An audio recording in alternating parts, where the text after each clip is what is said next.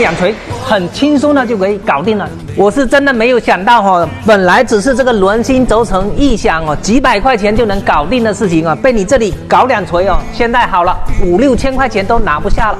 这台帕拉梅拉哦是泉州德化的哦，客户呢在当地一家比较大的修理厂检查一个底盘异响，检查完以后呢，发现是这个轮心轴承的异响，你看现在都可以听得到，声音非常大吧。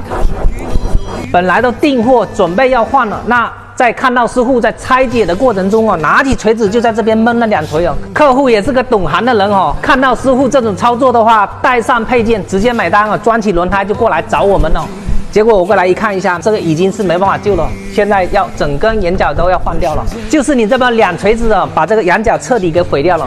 特别要注意哦，像这种理智的眼角，千万不能用锤子去砸这种球头的地方哦，因为你一砸，里面的钢套就彻底的脱开了，眼角就必须得换了。接下来看我们怎么样用专用工具很轻松的搞定它。